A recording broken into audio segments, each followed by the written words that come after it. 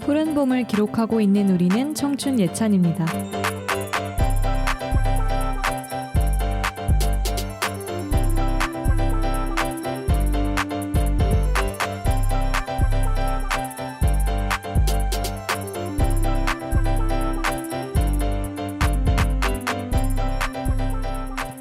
요즘 날씨 확실히 봄이 오는 소리가 들리는 것만 같아요. 햇살도 부드러워졌고 바람도 살랑살랑 기분 좋아지는 그런 날들이에요. 이쯤 되면 한강 피크닉이라는 단어가 자동으로 떠오르지 않나요? 치킨 하나 들고 돗자리 펴고 해질 때까지 누워만 있어도 힐링 그 자체잖아요. 특별한 계획 없어도 날씨 하나만으로도 하루가 소풍처럼 느껴지는 계절이 바로 지금인 것 같아요. 여러분은 어디 한강을 좋아하세요? 저는 사람들 북적이는 분위기가 좋다면 여의도, 분위기 있는 야경을 즐기고 싶다면 반포 달빛 무지개 분수, 그리고 잔잔하게 음악 들으면서 조용히 쉬고 싶다면 뚝섬이더라고요. 장소는 달라도 결국 중요한 건 누구와 어떤 기분으로 그 시간을 보내느냐잖아요. 오늘은 비록 한강에서의 만남은 아니지만 한강에서 피크닉하는 것처럼 포근하고 따뜻한 마음으로 이야기 나눠볼게요. 저는 오늘 위클리 청춘 26화 MC를 맡은 기재시고요. 이 봄 기운 가득한 날 저와 함께 피크닉 같은 시간을 보내주실 패널분들을 소개할게요. 어서 오세요. 네, 안녕하세요. 봄이 왔네요. 봄 같은 여자 로키입니다. 네, 안녕하세요. 저는 설레는 마음을 안고 첫 녹음을 하러 온 문이라고 합니다. 네, 안녕하세요. 저는 두꺼운 패딩 대신 예쁜 봄옷을 입을 생각에 신난 간단입니다. 처음 뵙겠습니다. 와, 다들 반갑습니다. 생각해보면 저희가 3월 넷째 주 위클리 청춘을 함께하고 있다는 게 참 반가운 일인 것 같아요. 처음에는 마이크 앞에 앉는 것도 어색했는데 이제는 하나하나 이야기 꺼내는 게 점점 익숙해지고 있어요. 패널분들과 함께 더 자연스럽게 웃고 이야기 나눌 수 있는 게 요즘 제일 좋은 익숙한 변화예요. 그쵸, 진짜 많이 편해지신 것 같아요. 벌써 몇 번째 녹음을 하시니까. 다행이에요. 그쵸. 여러분도 이 시간 조금씩 편해지고 계신가요? 그럼 이쯤에서 3월 넷째 주 위클리 청춘 이슈 시작해 보겠습니다. 청춘 이슈 3위는 바로 AI 아나운서 로아가 전하는 위클리 뉴스 신설입니다. 딜라이브 TV가 세분화된 지역 정보를 신속하게 전달하기 위해 인공지능 아나운서 로아를 활용한 새로운 뉴스 프로그램 권역별 AI 위클리 뉴스를 선보입니다. 서울을 서북, 서남, 동북, 동남 이렇게 4개 권역으로 나눠 각 자치구의 소식을 전하는 방식인데요. AI 아나운서 로아가 투입돼 뉴스 편집 시간을 대폭 줄이고 보다 빠르게 지역 소식을 전하게 된다고 하네요. 이미 제주도의 한 방송국에서는 대부분의 아나운서를 AI로 전환했다는 소식도 전해졌죠. 이처럼 방송 현장에서도 AI가 빠르게 자리 잡고 있는 가운데 시청자들의 반응은 다소 엇갈리고 있습니다. 정보 전달이 빠르고 효율적이다는 긍정적인 반응과 함께 감정이나 공감이 부족해 아쉽다는 의견도 나오고 있어요. 여러분은 AI 아나운서에 대해 어떻게 생각하시는지 궁금합니다. 아나운서가 AI로 대체되는 상황 다들 어떻게 생각하시나요? 먼저 간단님의 생각부터 들어볼게요. 저는 긍정적으로 보지 않는 입장입니다. 조금 딱딱한 이야기일 수 있는데 언론은 사회가 올바른 방향으로 돌아가고 있는지 늘 감시를 하고 대중들에게 알리는 기능을 수행을 하는 집단이라고 생각을 해요. 네. 여기에 간판이 되는 아나운서는 단순히 대본을 읊어주는 사람이 아니고 우리가 다 같이 정확히 어느 지점을 돌아봐야 하는지 짚어주는 한 명의 언론인이고요. 때에 따라 다르지만 직접 자기가 한 말을 준비하고 작성해서 역사에 기록하는 사람이기도 해요. 이런 임무를 단순히 프로그램 하나면 돌릴 수 있는 AI로 대체한다는 건 기존 언론사의 권위나 신뢰를 잃는 것이나 다름없다고 생각이 들어서 저는 조금 비판적으로 바라보게 되네요. 이게 돈의 논리로만 환원해서 바라볼 수 있는 문제는 아닌 것 같아요. 그쵸. 또 유튜브가 뉴스 전달 매체로 확산되기 시작하면서 검증되지 않은 정보와 가짜뉴스에 대한 걱정도 저는 들기 시작하더라고요. 저도 간따님과 비슷한 의견인데요. 저는 아나운서가 꿈이라서 그런지 아나운서가 AI로 대체되는 상황을 긍정적으로 보기가 더 어려운 것 같아요. 물론 방송사고를 줄이거나 언제든 뉴스 전달이 가능하다는 장점도 있겠지만 아직 사람만 할 수 있는 일들이 있다고 생각하거든요. 예를 들면 뉴스 진행 중에 갑자기 속보가 들어와서 앵커가 그 자리에서 바로 뉴스 내용을 재구성하고 전달해야 되는 경우가 있어요. 그렇죠, 그렇죠. 네, 근데 이런 경우에는 입력값만 출력할 수 있는 AI보다 좀 유연성 있게 대처할 수 있는 사람 아나운서가 더 나을 것 같아요. 그리고 점점 모든 산업이 AI로 대체되면서 일자리 부족 문제가 박차가 가해지고 있는데 아나운서가 AI로 대체되면 이런 문제가 더 심화되지 않을까 저는 생각합니다. 그렇죠. 가뜩이나 이제 요즘 청년들이 일자리가 없다라는 얘기를 많이 하는데 아나운서까지도 AI로 대체되는 상황이 이게 올바른 건가 싶은 생각이 들기도 하고요.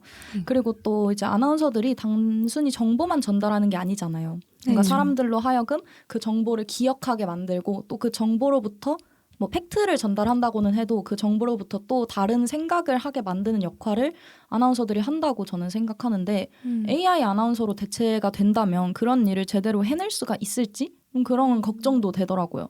그리고 또 어디서 봤는데 실제 아나운서들이 효율적인 정보 전달을 하기 위해서 엄청 연습을 많이 하시더라고요.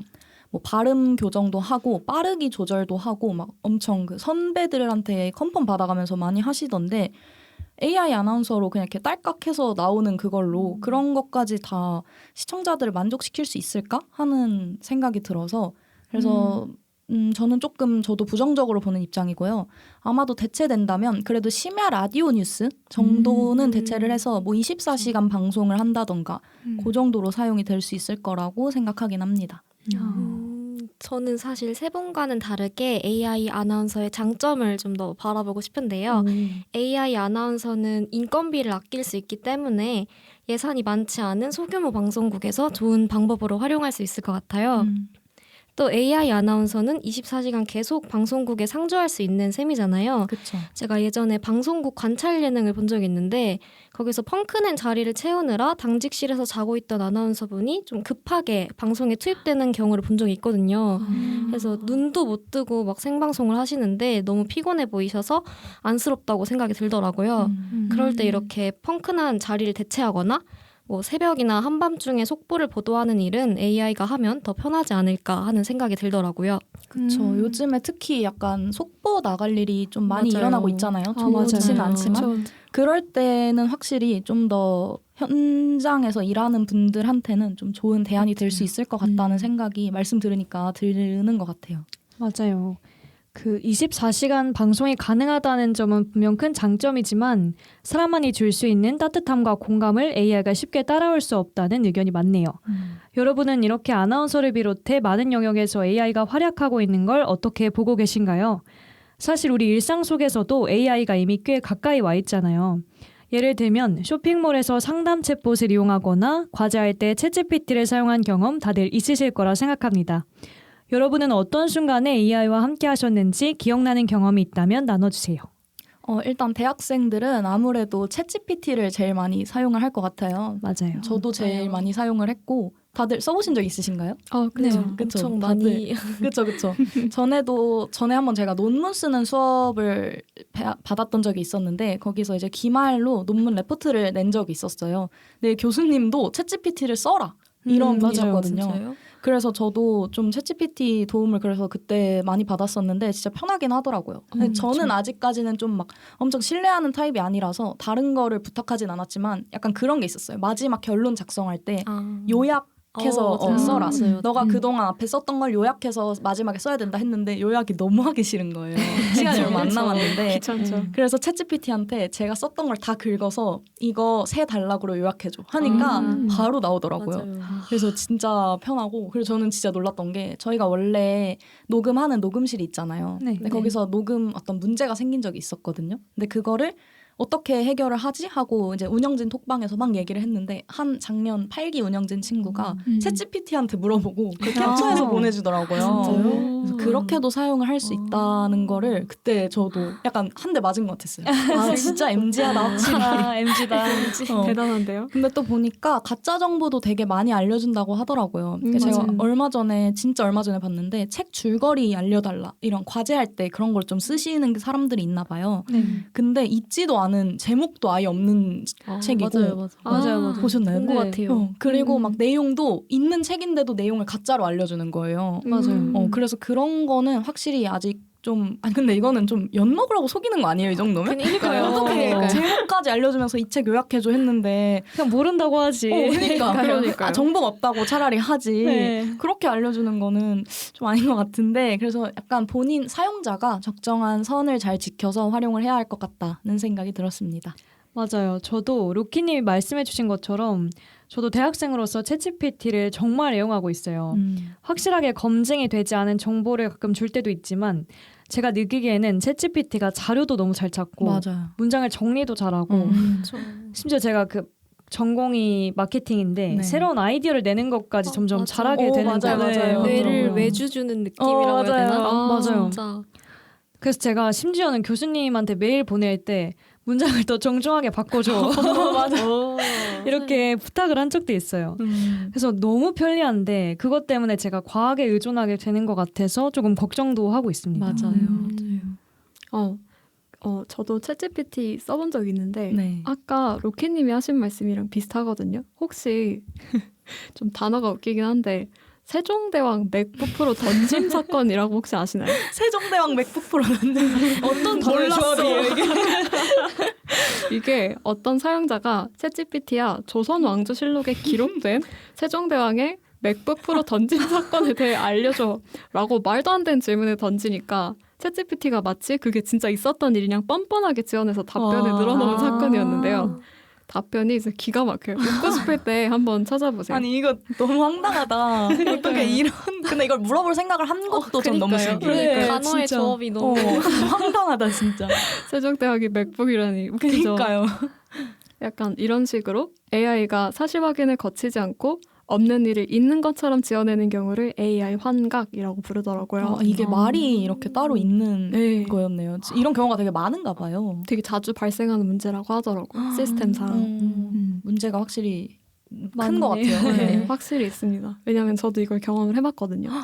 저는 전공이 영화 쪽이라서 네. 재작년 수업이었던 것 같은데 재작년이 아니고 작년이네요. 네. 시나리오 수업에서 제가 지금 다루고자 하는 소재를 먼저 다룬 작품이 있는지 챗GPT로 리서칭을 하고 있었어요. 네.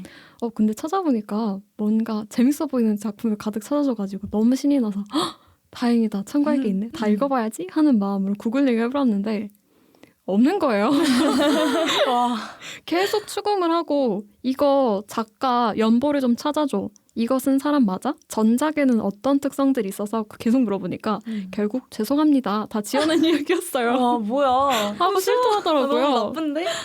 진짜 너무 배신감이 느껴져서 저는 그래서 챗GPT를 비롯한 AI 툴은 좀 안 쓰는 편이에요. 뭔가 얻어가는 게 없다는 생각이 들기도 하고 맞아요. 학과 특성상 뭔가 없는 걸 계속 만들어야 하잖아요. 그렇죠. 그래서 얘네한테 손 벌리는 게 좀 자존심 상한다는 생각도 좀 남고요. 맞아. 좀 그럴 것 같아요. 확실히. 그리고 무엇보다 교수님들이 진짜 싫어하세요. 저희는. 그렇죠. 아무래도 영화과고 이러시니까 진짜 안 좋아하실 것 같아요. 네, 막 감점한다, F 때린다, 그쵸, 막 이렇게 그쵸. 하신 분들도 계시고 대신에 이제 광고홍보학과 친구한테 추천받은 퍼블릭시티라는 툴을 새로 최근에 알게 됐는데 이건 진짜 좋더라고요. 이게 그 툴 자체는 좀 비슷한데 기사에 자료 출처를 밝혀줘서 좀 마구잡이로 자료 조사를 해야 되는 기획 단계에서 활용하기가 되게 좋았어요. 최근에 제가 지금 4학년이라 네. 졸업 작품을 준비하면서 약간 사회학 칼럼이나 논문 같은 걸 좀 자주 읽어봐야 했는데 그때 아주 요긴하게 썼습니다. 좋았어요. 한번 써봐야 될 것 같아요. 추천합니다. 꿀팁이네요. 그니까요. 네, 저는 전공 수업 영상 과제를 만들 때 프리미어 프로라는 툴에 AI 자동 자막 기능을 되게 요긴하게 썼던 적이 있거든요. 사실 완전 예전에 썼을 때는 정확성이 너무 떨어져가지고 그냥 없으니만 못한 기능이라고 생각을 했거든요. 그래서 사실 좀 부끄럽지만 AI를 불신하고 그냥 네. 말소리를 들으면서 하나하나 수작업을 했었는데 얼마 전에 다시 써보니까 정확도가 진짜 많이 좋아졌더라고요. 물론 아직까지는 수정을 거쳐야 하긴 하지만 모든 걸 직접 수작업하는 것보다는 훨씬 편리하다고 느꼈습니다. 시간도 전략도 많이 되고 자막을 하나하나 칠 시간에 다른 걸 하면 되니까 효율적이고 좋았어요. 네, 대학교에서 과제를 하는 순간부터 집에 돌아와서 뉴스를 볼 때까지 점점 더 AI가 우리의 삶에 깊숙하게 스며들고 있네요. 뻔한 이야기일 수 있겠지만 이제는 정말 기술이 인간을 대체하게 두는 게 아니라 발전하는 기술과 함께 보완하고 함께 더 나은 삶을 위해 나아가야 할 것 같다는 생각이 듭니다. 그럼 이쯤에서 청춘 이슈 3위인 AI 아나운서 로아의 위클리 뉴스 얘기를 마무리하고 바로 2위 이슈 소개할게요. 3월 넷째 주 청춘 이슈 2위는요. 배드민턴 황제 안세영 선수의 전용 오픈 우승입니다. 2024 파리올림픽 금메달리스트이자 배드민턴 황제로 불리는 안세영 선수가 또 한 번 세계 정상의 자리에 섰습니다. 세계 랭킹 1위인 안세영은 지난 3월 17일 영국 버밍엄에서 열린 전용 오픈 여자 단식 결승전에서 세계 2위인 중국의 왕지이를 2대1로 꺾고 우승을 차지했는데요. 전용 오픈은 1899년부터 시작된 세계에서 가장 오래되고 권위 있는 배드민턴 대회로 이 대회 우승은 선수들에게 아주 큰 의미가 있다고 합니다. 안세영 선수는 이번 전용 오픈 우승으로 올해만 벌써 국제대회 4연속 우승이라는 대기록을 세웠고 현재 20연승이라는 놀라운 행진을 이어가고 있습니다. 안세영 선수가 배드민턴에서 큰 활약을 펼치고 있다고 하니 안세영 선수의 경기에 대해서 이야기 안 나눠볼 수 없겠죠? 여러분은 안세영의 경기를 본 적이 있으신가요? 있다면 인상 깊은 장면이 무엇이었는지도 궁금합니다. 먼저 문희님부터 말씀해 주세요. 네, 저는 파리올림픽에서 안세영 선수의 경기를 처음 봤거든요. 경기 전부터 안세영 선수가 수비력이 좋기로 유명한 선수라고 해설분들이 계속 거듭해서 설명을 해주시더라고요. 그래서 도대체 어느 정도길래 저렇게 강조를 하나 싶었는데 정말 상상 이상으로 좋은 수비를 보여주시더라고요. 진짜 저걸 받는다고 싶고 무엇보다 체력이 진짜 경이로움을 느낀 것 같아요. 맞아요. 진짜 끈질기게 수비를 해가지고 상대를 지치게 만들고 상대가 지치는 그 틈을 노리는 모습이 너무 멋있었습니다. 진짜 최고의 수비가 최고의 공격이라는 말이 무슨 말인지 안세영 선수의 경기를 보면서 실감한 것 같아요. 그렇죠. 저는 약간 저희 부모님이 안세영 선수 경기를 올림픽 전부터 조금씩 보셨거든요, 집에서. 그래서 이 선수 자체는 알고 있었는데 생각보다 너무 잘하는 선수라는 거예요. 막 세계 랭킹 몇 위씩 하고 막 이런다는 거예요. 맞아요. 그래서 파리 올림픽 할 때 조금 눈여겨봤었는데 제일 기억에 남는 건 아무래도 금메달 따고 코트에서 무릎 꿇고 포효하는 장면이 있었잖아요. 멋있었어요. 진짜 그 장면이 그동안에 저는 아까 앞 조금 봤었다 그랬잖아요. 그래서 부상 때문에 좀 힘들어하고 이런 것도 좀 알고 있었는데 그래서 얼마나 그 과정이 힘이 들었을 텐데 그 모든 걸 다 이겨내고 진짜 본인이 스포츠 선수라면 가장 원할 올림픽 금메달이라는 걸 쟁취한 순간이잖아요. 맞아요. 그 순간의 감정이 어땠을지 진짜 상상을 해볼래야 저 같은 사람으로서는 상상을 할 수조차 없는 것 같아요. 그쵸. 그리고 무엇보다 진짜 너무 멋있더라고요. 맞아요. 진짜 좀 오글거리게 들릴 수 있지만 막 전사처럼 느껴져요. 맞아요. 진짜 어떤 나라를 가진 황제 같았고 맞아요. 그래서 그 모습을 본 사람들이라면 안세영 선수의 다음 행보를 응원하고 기대하지 않을 수가 없을 것 같았어요. 그렇죠. 저도 이번 달 16일에 했던 준결승 무대가 가장 인상 깊었어요. 그 1년 전에 이번 준결승에서 같이 경기했던 야마구치 아카네 일본 선수랑 경기를 했었거든요. 네. 근데 그때 안세영 선수가 다리에 부상이 있어서 중간에 허벅지를 부여잡고 되게 힘들어 하셨었어요. 심지어 중간에 응급처치도 받으시고 막 땀을 뻘뻘 흘린 채로 누워서 우시기도 하셨는데 보면서 너무 마음이 아프더라고요. 근데 1년 후인 이번 달에 또 같은 무대 같은 라운드에서 같은 선수와 다시 만나게 된 거예요. 근데 이번에도 다리에 이상 징후가 오면서 되게 힘들어 하셨었는데 결국 우승을 하셨잖아요. 그렇죠. 그 중간에 아파서 막 잠깐 멈추면 심판 경기 빨리 하라고 재촉하고 또 허벅지에 고통도 엄청났을 것 같은데 그런 상황에서도 우승을 거머쥐신 게 너무 존경스러웠어가지고 저도 이 경기가 가장 기억에 남아요. 제가 잠깐 찾아보니까 이때 허벅지도 허벅지인데 독감도 또 걸려 계셨다는 거예요. 근데 어떻게 그 상황에서 이렇게 우승까지 또 트로피를 들어 올리고 드라마 같아요. 산도끼다 산도끼. 그렇죠. 진짜 산도끼. 정말 대단한 것 같아요, 진짜. 진짜 와 진짜 대단한 선수였군요. 저는 사실 부끄럽지만 스포츠 분야에는 조금 문외한인 편이거든요. 네. 그런데도 지난 파리올림픽에서 진짜 멋진 성과를 거뒀던 선수들의 모습은 조금씩 기억이 나는데 저도 근데 그중에서 특히 기억에 남는 선수는 안세영 선수였던 것 같아요. 그렇죠. 뭔가 코트에서 막 한 발 한 발 내딛는 그 모습 모든 발자국에 간절함이 느껴져서 저도 보는 내내 손을 꼭 쥐고 저 선수분이 원하는 결과를 얻었으면 좋겠다 하고 같이 기도하면서 경기를 봤던 기억이 있는데 야, 결국 온갖 사투를 벌여서 승리를 하시더라고요. 맞아요. 그게 진짜 너무 사람 대 사람으로서 멋있었어요. 그리고 마찬가지로 부상 이야기를 많이 하셨었는데 저도 이후 인터뷰를 통해서 이미 심각한 무릎 부상을 당한 상태에서 경기에 나가셨다는 걸 알게 됐는데 100%가 아닌 그런 몸 상태로도 저런 기량을 발휘했다고? 맞아요. 그거에서 엄청 충격을 받아서 그냥 야, 이 사람은 난 사람이다 하고 맞아요. 박수를 보냈던 기억이 있네요. 맞죠. 정말 안세영 선수의 경기는 하나도 빠짐없이 볼 때마다 감탄이 절로 나오는 것 같아요. 그런데 그런 멋진 경기력뿐 아니라 경기 밖에서도 참 용기 있는 모습을 보여주셨잖아요. 만약 내가 그런 상황에 놓였다면 여러분은 어떻게 행동하셨을 것 같나요? 저부터 말씀드리자면 저도 안세영 선수처럼 소신 발언을 하고 싶을 것 같은데 용기가 날지는 모르겠어요. 그렇지만 그 소신 발언이 아무리 자신이 속한 팀에 반발하는 것처럼 보였다고 해도 저는 안세영 선수의 소신 발언이 꼭 필요한 발언이었다고 생각을 하거든요. 그렇죠. 그래서 저였어도 최대한 용기를 내서 안세영 선수처럼 전달하고 싶은 말을 하기 위해서 굉장히 노력을 했을 것 같아요. 용감하신데요. 저는 솔직히 당장 발 벗고 나선다는 선택지는 절대 못 골랐을 것 같아요. 왜냐면 운동선수로서 나에게 가장 많은 스포트라이트가 몰려있을 때 그리고 내가 너무너무 간곡하게 기다리던 그 성취를 이뤄낸 직후에 이런 선택을 할 수 있을까 싶어요. 맞아요. 그리고 그 당시 세영 선수는 22살에 너무 젊다 못해 어린 나이였잖아요.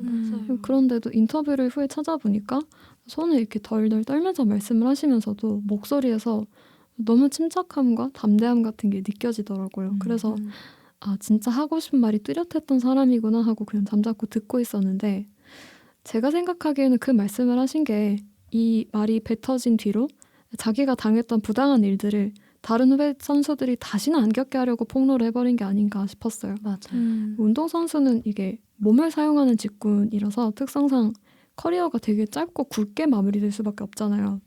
그래서 선수들의 그 찰나의 꿈에 대한 열망과 어린 시절을 어른들이 좀 사리사욕으로 상처 입히는 일이 더 이상은 벌어지지 않길 바라는 마음뿐이에요. 맞아요. 그리고 저는 솔직히 안세영 선수 진짜 팬이라서 팬의 입장에서 좀 얘기를 하자면 네. 이런 스포츠 스타가 또 나올 수 있을까 하는 생각이 많이 들더라고요. 그렇죠. 이 정도로 재능 있고 어떻게 보면 스타성도 있잖아요. 그렇죠. 이런 선수라면 그 정도 요구나 그 정도 대우는 들어줘도 괜찮다라고 저는 솔직히 생각하거든요. 저도. 어른들의 입장은 모르겠지만. 네.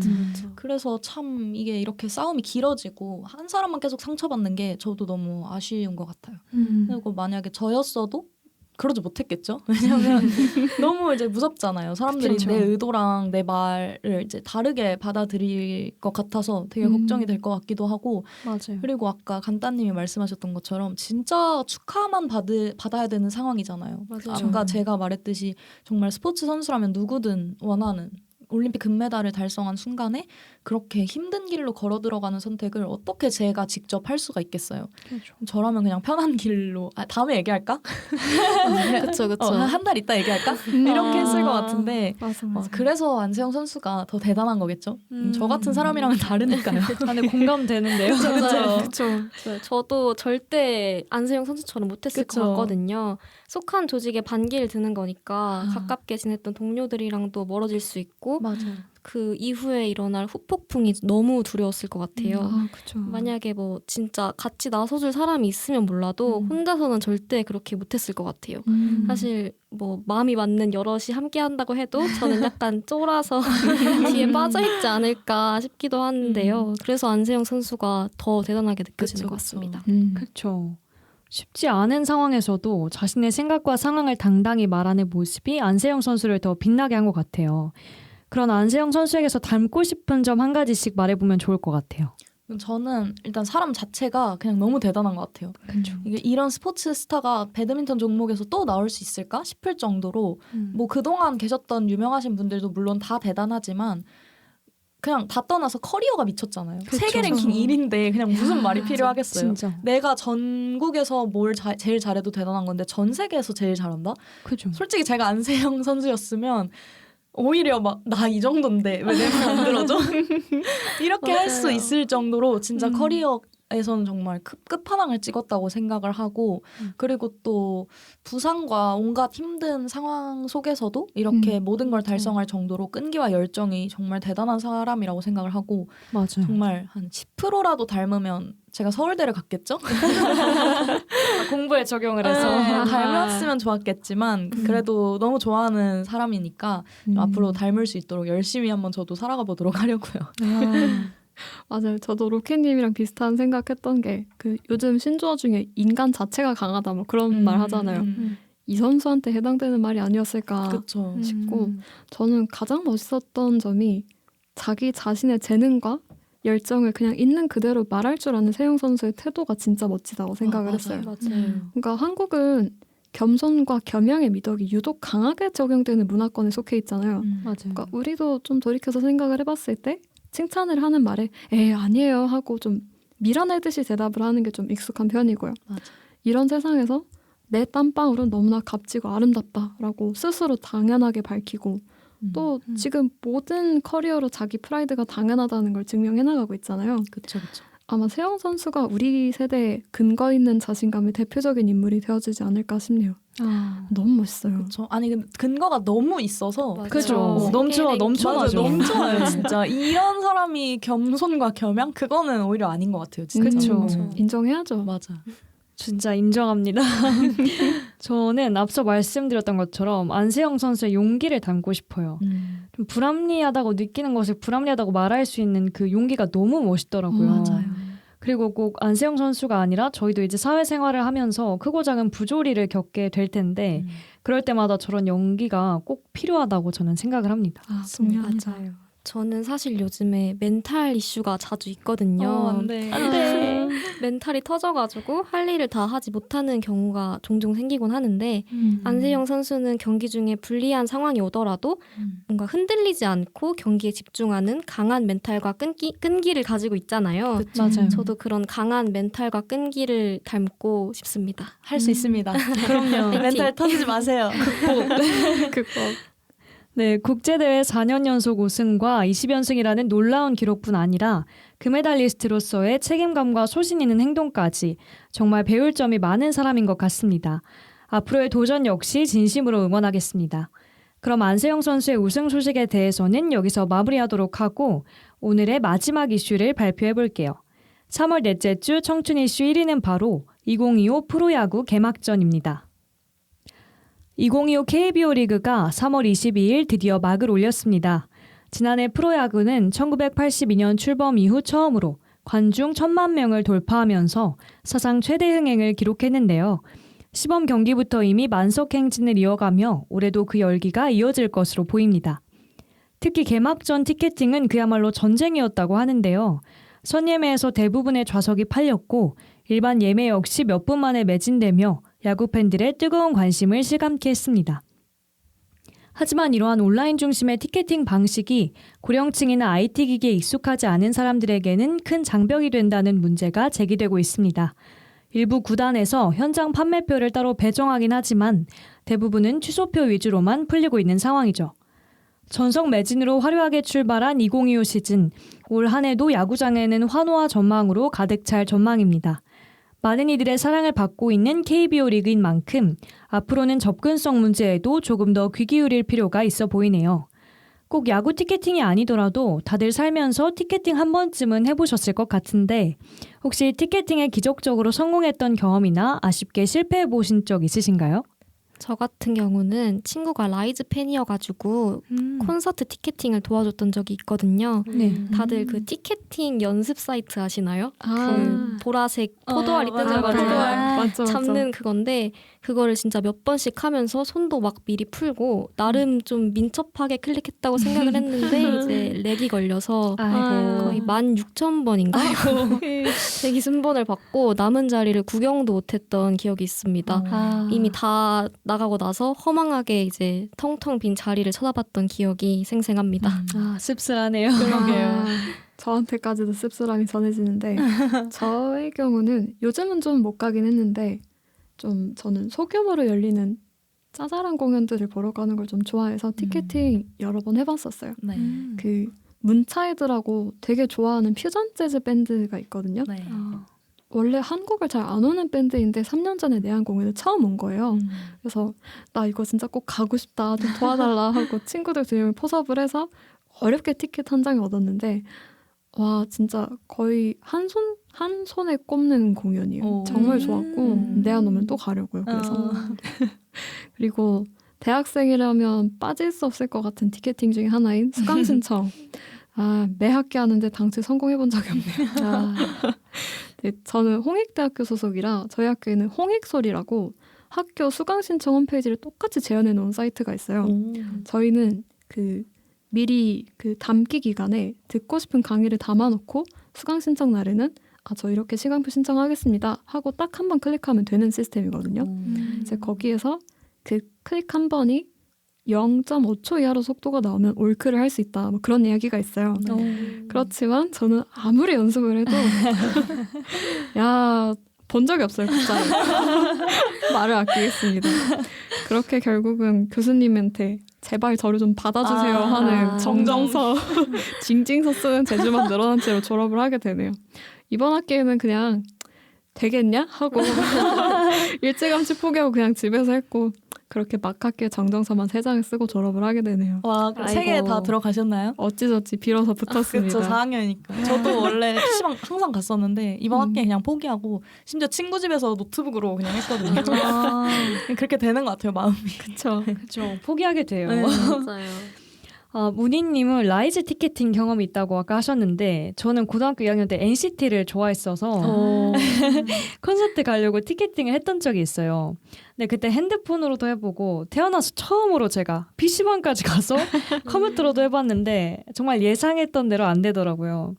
그리고 그때 친구 2명도 같이 갔었는데 한 명은 좌석 잡는 창까지 갔다가 실패하고 한 명은 저처럼 대기 순서가 너무 뒷번호였어요. 그 저도 대기 순서가 만 몇 번째여서 이런. 네, 마음을 비우고 깔끔하게 포기했던 기억이 있습니다. 그리고 저희 학교는 수강 신청 방식이 되게 특이해요. 일단 원하는 강의를 4일 동안 신청을 해놓고 정해진 인원보다 많이 신청된 강의는 성적순으로 자르거든요. 성적순? 이게 진짜 말이 안 돼요. 그래서 전학기에 성적을 잘 받았냐 아니냐에 따라서 성패가 매번 달라져요. 그래서 저도 처음에는 이런 방식이 너무 잔인하다고 생각해서 충격을 받았었는데 좀 어쩔 수 없이 공부를 열심히 하게 되기는 하더라고요. 그럴 것 같아요. 네. 보니까 무슨 성적에 따라서 뭐 약간 뭐라 해야 되지? 쿠폰 같은 느낌으로 주면서 그걸로 이제 쿠폰 몇 개로 해가지고 내가 이 수업을 가져오고 막 이렇게 하는 학교도 있더라고요. 어딘지 기억은 안 나는데 마일리지? 그렇게 마일리지식으로 해가지고 진짜 그거를 사활을 걸고 공부할 것 같아요. 그래서 경매식으로 내가 마일리지 100개를 걸 거야. 약간 이런 식인가 보더라고요. 특이하네요. 진짜 너무 신기했어요. 저는 뭐 1위 이슈가 KBO 개막인 만큼 야구 티켓팅, 야구 관련된 거에 대해 얘기를 좀 해보면 좋아요. 제가 이제 야구 개막을 얼마 전에 했잖아요. 네. 그래서 그렇죠. 개막 전 그 다음 개막 시리즈 일요일 거를 예매를 도전을 했었는데 한 7,000번대로 들어갔었어요. 근데 이제 저는 항상 이렇게 대기를 걸리면 잠실 야구장 좌석이 몇 개인지 항상 찾아보거든요. 2만 5천 개인가? 아마 있을 거예요. 그래서 7,000번대? 뭐 하나쯤은 있겠지 생각을 했는데 생각해보니까 제가 이번에 그 연간 회원 가입할 때 돈이 너무 없어서 회원을 못 했거든요. 그래서 선예매에서 이미 다 나간 거예요. 이런. 그래서 7,000번대는 아무것도 할 수 없더라고요. 그래서 진짜 텅텅. 그래서 완전 광탈당하고 그리고 작년에 또 플레이오프 티켓팅도 시도를 했었는데 그때는 약간 간절함이 부족해갖고 알바를 하면서 그냥 눌렀거든요. 그래서 10,000번대인가? 10,000번 받고 진짜 거짓말 안 하고 한 2시간? 잘 안 빠져요. 진짜요? 왜 그런지 모르겠는데 야구 티켓팅은 또 안 빠지더라고요. 그래서 2시간, 3시간 기다려서 들어갔더니 역시나 텅. 그래서 요즘에 제 티켓팅 너무 빡세가지고 힘들더라고요. 너무 빡세더라고요. 보니까 오늘도 지금 경기하고 있는데 개막하고 나서 닷새가 지났거든요. 근데 5연속 매진이라는 거예요. KBO 최초로 잠실 야구장이 LG가 그렇게 매진을 시켰다는데 그러니까 얼마나 티켓팅하기 힘들겠어요. 그러겠네요. 근데 저희처럼 젊은 세대도 이런데 어르신 분들 그니까요. 어떻게 하실지 그니까요. 모르겠어요. 그래서 그런 게 확실히 요즘에 문제가 좀 많이 있는 것 같아요. 그렇네요. 티켓팅은 진짜 항상 손에 땀을 쥐게 하는 것 같아요. 실패하면 너무너무 슬프기도 하고요. 그런데 사실 이런 티켓팅도 디지털 사용이 어려우신 분들은 시도조차 못하는 거잖아요. 그렇죠. 야구장이나 공연장뿐만 아니라 일상 속에서도 디지털 때문에 어려움을 겪는 분들이 많으니까요. 혹시 여러분은 그런 걸 직접 보거나 느껴본 적 있으신가요? 야구뿐만 아니라 디지털 소외계층의 문제를 체감한 적이 있는지 함께 얘기 나눠볼게요. 제가 지난 학기 이런 소재로 레포트를 좀 몇 편 썼어서 관련해서 할 얘기가 좀 있는데요. 이게 그때 들었던 사례가 똑딱이라는 어플리케이션이 있어요. 네. 그 똑딱이 스타벅스의 사이렌 오더처럼 진료를 미리 내가 원하는 시간에 예약할 수 있게 도와주는 그런 어플리케이션인데요. 근데 이게 어느 순간의 기점으로 유료화가 되어버렸거든요. 그래서 이게 디지털 소외계층에 속하는 분들이 사용에 불편함을 겪게 되었다는 지적이 되게 많았어요. 그리고 또 이런 식으로 일을 처리하기 시작하면 기존 현장 진료를 기다리던 분들의 기다림을 그냥 단순히 시간 비용으로 전가를 해버리는 거 아니냐 하는 생각도 들고요. 그렇죠. 게다가 온라인 이 예매만을 기준으로 진료의 우선순위가 생겨버리면 이게 병원인데 빨리 의사를 만나봐야 하는 환자의 골든타임에 놓쳐버리는 문제도 또 발생할 수 있고요. 그렇죠. 그때 썼던 레포트를 이렇게 마무리를 했었거든요. 네. 단순히 변해가는 사회에 노년층의 발을 억지로 끌어서 속도를 맞추는 식의 대안책 대신에 노년층이 디지털 사회를 어려워하는 원인을 조금 더 정확하게 파악할 필요가 있어 보인다. 그렇게 마무리를 했었어요. 다들 한 번쯤 다 같이 얘기를 해봐야 될 것 같은 지점인 것 같은 게 맞아. 이게 영원히 남의 문제가 아니고 우리의 미래이기도 하고 당장은 나의 할머니 할아버지가 같이 겪는 문제잖아요. 그렇죠. 조금 더 민감하게 생각해 볼 필요가 있는 문제인 것 같아요. 맞아. 맞아요. 저도 그런 걸 실감한 적이 있는데요. 저는 예전에 지방에서 할머니가 올라오셔가지고 돌아가는 길을 버스터미널까지 배웅해드린 적이 있어요. 이게 앱으로 미리 예매를 하면 따로 발권하는 대신 버스를 탈 때 QR코드를 찍어야 되거든요. 찍고 타야 되거든요. 네. 근데 할머니가 혼자 하기 너무 어려워하셔가지고 제가 버스 입구까지 타가지고 대신 해드렸거든요. 저한테는 이게 한 번도 어려움으로 느껴지지 않았던 부분인데 할머니께는 너무 어렵고 힘들게 느껴질 수 있겠구나 싶더라고요. 사실 고속버스 표를 예매하고 타는 게 예전에 할머니한테는 전혀 어렵지 않은 간단한 일이었을 거잖아요. 근데 이 과정이 디지털로 이제 바뀌면서 일종의 장벽이 생긴 거니까 그러니까 저는 사실 미리 예매하고 발권 없이 탈 수 있으니까 그냥 간편하다고만 생각을 했었거든요. 근데 이게 누군가에게는 오히려 어려움이 됐다는 부분에서 디지털 소외 문제를 가장 체감했던 것 같습니다. 그렇죠. 슬프네요. 그니까요. 저도 베스킨라빈스에서 알바를 오래 했었어요. 제가 1년 6개월을 했거든요. 근데 베라는 키오스크가 좀 복잡해요. 그 아이스크림 크기 맛도 다양한데 막 결제 할인 적립 수단도 굉장히 많거든요. 그래서 할머니 할아버지들이 오시면 당황하실 때가 되게 많아요. 심지어 베라는 사람이 많아서 키오스크 뒤에 줄을 서 있다 보니까 막 빨리 해야 한다는 생각 때문에 더 조급해 하시더라고요. 아이고. 그 모르는 게 있으면 이렇게 물어보시고 천천히 하셔도 괜찮은데 그거를 미안해하시고 부끄러워하시는 분들이 많으셔서 좀 그런 분들을 볼 때 마음이 안 좋았던 것 같아요. 그리고 요즘에는 카페나 식당에서 포스기 주문을 아예 안 받고 키오스크로만 결제가 가능하게 해놓기도 하잖아요. 네. 근데 그런 가게들 보면 현금으로 결제해야 되거나 키오스크 어려워하시는 분들은 결제를 어떻게 하지라는 생각이 항상 들더라고요. 저는 카페에서 일을 하는데 저희 카페는 그 큰 쇼핑몰에 들어가 있는 카페라서 키오스크 아예 없어요. 그래서 하루 종일 포스만 보면 키오스크 하면 안 되나 하는 생각을 조금 했는데 그죠. 네, 약간 근데 반성하는 마음이 들게 되네요. 근데 알바생 입장에선 맞아, 좀 그렇게 그쵸, 하네요. 근데 그쵸. 저도 좀 나이 드신 분들이 오셔서 약간 커피 이렇게 그냥 하시잖아요. 그러니까 맞아요, 아이스 맞아요. 아메리카노 아니고. 근데 그런 분들 보면은 더 약간 친절하게 좀 제가 안내도 해드리고 하는 마음이 좀 들긴 하더라고요, 확실히. 근데 이제 그런 분들이 키오스크로 주문을 하시려면 되게 힘들 것 같다라는 생각이 또 들어서 전 키오스크 없는 거 괜찮은 것 같아요. 그냥 제가 계속 기계처럼 말하면 되니까. 괜찮은 거 맞죠? 그럼요. 요즘에는 아까 말씀하셨던 제가 이게 이름이 생각 안 나서 대본에는 못 적었는데 똑딱 그거 맞죠? 맞아요. 병원 예약도 온라인으로 많이 하고 앞서 언급해주신 뭐 기차나 버스 이런 것도 다 온라인으로 하잖아요. 그렇죠. 그래서 나이대가 있으신 분들은 그런 서비스를 이용하는 게 너무 힘들 것 같아요. 이게 갑자기 생각난 건데 배달 음식만 해도 요즘엔 다 배달의 민족으로 어플로 시켜 먹으니까. 맞아요. 근데 저만 해도 불과 한 1, 2년 전까지는 계속 전화로 했거든요. 네. 근데 마라탕을 시켜 먹으면서 이제 배달의 민족을 쓰기 시작했는데 저도 어렵죠. 진짜 요즘에 확실히 그런 거에 너무 불친절한 세상이 된 것 같아요. 맞아요. 뭔가 저는 앞서서 다른 예시를 말씀해 주셨으니까 이번에도 또 야구 얘기를 해보자면 좋아요. 제가 이제 좋죠. 일주일 전쯤에 그런 글을 봤어요. 개막 전에 이제 경기장 밖에서 돈 뭉치를 막 들고 다니면서 얼마여도 되니까 자리 하나만 구하게 해달라. 이렇게 하시는 약간 나이 좀 있으신 분들이 계셨다는 거예요. 근데 이렇게 말을 듣고 제가 화요일에 야구장을 갔는데 진짜 좀 뭔가 그렇게 보이는 분들이 있는 거예요. 그래서 마음이 너무 아프고 막 네. 이제 막 주변에 이렇게 나이 드신 분들 앉아 계시면 아 저분은 그래도 들어오셨구나. 다행이다. 다행이다. 그런 생각이 들더라고요.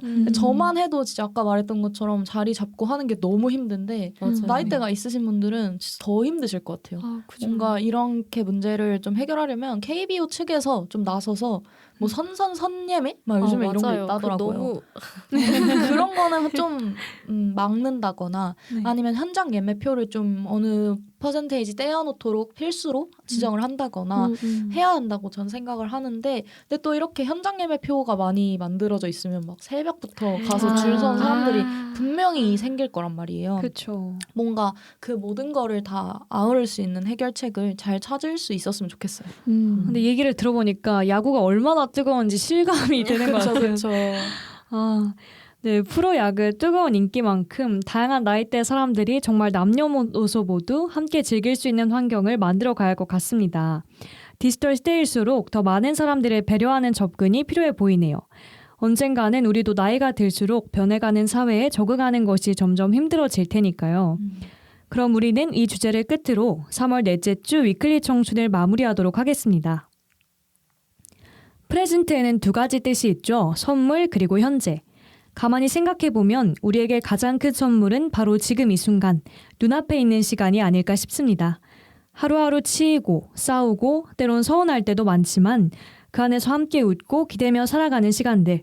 그게 바로 우리에게 주어진 소중한 선물 같은 순간들이라는 생각이 듭니다. 오늘도 이렇게 여러분과 함께 이야기 나눈 이 시간 역시 제게는 참 따뜻한 선물처럼 느껴지는데요. 지금 이 순간을 더 많이 느끼고 더 자주 사랑하며 살 수 있기를 바랍니다. 3월 넷째 주 주간의 톡톡 튀는 이슈 업데이트. 한층 더 라이트해진 청춘들의 이슈 주간지 위클리 청춘은 여기까지고요.